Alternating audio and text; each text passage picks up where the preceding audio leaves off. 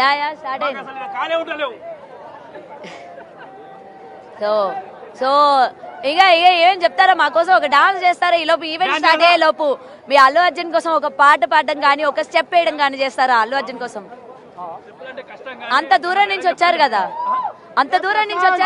అల్లు అర్జున్ కోసం ఒక డాన్స్ వేయండి, ఒక మూమెంట్ వేయండి. ఇంకా ఈవెంట్ స్టార్ట్ అవ్వడానికి టైం ఉంది కాబట్టి. లోపలికి రండి మేడం, డాన్స్ ఫుల్ వస్తాయి.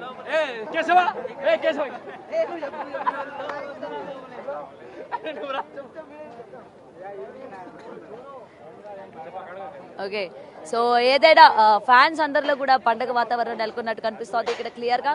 సో ఏది ఏమైనా సరే ఈసారి తగ్గేదే లేదు. ఈ మూవీ డెఫినెట్ గా సక్సెస్ చూస్తోంది.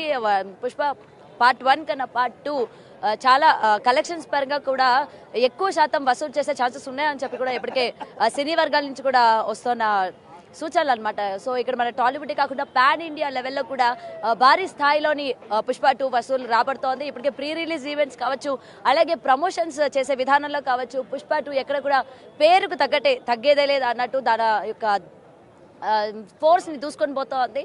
సో ఈవెంట్ కూడా సక్సెస్ చేస్తాము అని చెప్పి కూడా ఫ్యాన్స్ అందరూ మొత్తం చుట్టుపక్కల అన్ని ప్రదేశాల నుంచి కూడా వస్తున్న సందర్భం మనం ఇక్కడ చూస్తూ ఉన్నాము. సో ఏది ఏమైనా సరే పుష్ప 2 ఈసారి తగ్గేదే లేదు. సో డెఫినెట్ గా మూవీ మంచి కలెక్షన్స్ తోని ముందుకు దోసుకుపోతోంది. ఇప్పటి వరకు పాన్ ఇండియా లెవెల్లో రిలీజ్ అయిన అన్ని మూవీస్ ఒక ఎత్తు అయితే పుష్ప 2 మాత్రం ఒక ఎత్తు అన్నట్టు ఇక్కడ ఫ్యాన్స్ అందరూ కూడా చెప్పుకొస్తూ ఉన్నారు.